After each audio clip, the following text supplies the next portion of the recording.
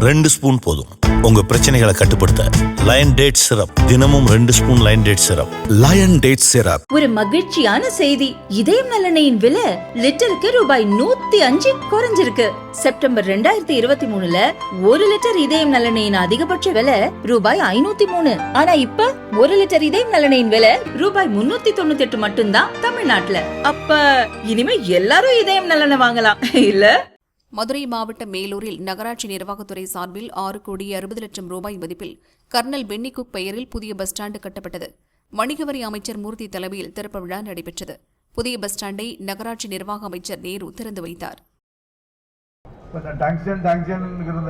அதை முதலமைச்சர் தான் எல்லாத்தையும் முடிச்சு வச்சாரு. நீங்க 5000 பேரை வாபஸ் வாங்கன்னு சொன்னீங்க. 12 நிமிஷம் இங்க இருந்து போய் போன்ல சொல்றதுக்கு முன்னுக்கு அந்த கேஸையும் உடனடியே வாபஸ் வாங்கி கொடுத்தாரு. வரலாம் போகலாம், 100% செஞ்சு கொடுக்குறவர் நம்முடைய தமிழ்நாடு முதலமைச்சர். நீங்க முதல்ல தெளிவா தெரிஞ்சுக்கங்க. அன்னைக்கு வந்தாரு. இன்னைக்கு நீங்க எல்லாம் ஒரு மிகப்பெரிய வரவேற்புல வந்து நாங்க சொல்றப்ப எல்லாம் நீங்க ஓஹோ அப்படியா இருக்கு இப்படியா இருக்குன்னு மக்கள்கிட்ட சொல்லிக்கிட்டு இருந்தீங்க. அன்னைக்கு பாரதிய ஜனதாவினுடைய மாநில தலைவர் அங்கே வரும்போது என்ன சொன்னார், கொஞ்சம் லேச காதை கொடுத்து ஒத்து பாருங்க. 15 கோரிக்கைகள் 15 சட்டத்தையும் தமிழ்நாடு அரசு உத்தரவு கொடுத்தாத்தான் நடக்கும்னு சொன்னார். நாங்க சொன்னா நீங்க ஏதோ சொன்னீங்க.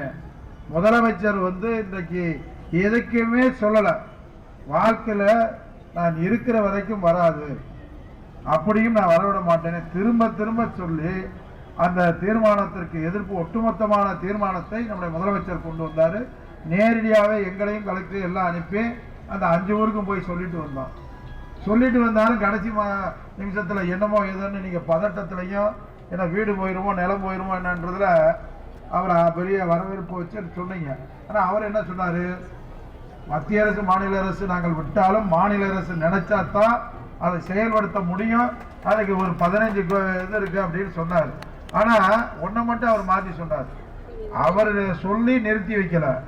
முதலமைச்சர் முதலடியாக மதுரை மேலூர் மக்களுக்கு நான் இருக்கிறேன் என்று சொல்லி அது எந்த காலத்திலையும் அனுமதி தந்துட மாட்டோம், தரவே மாட்டோம்னு சொல்லி நிப்பாட்டின ஒரு முதலமைச்சர்.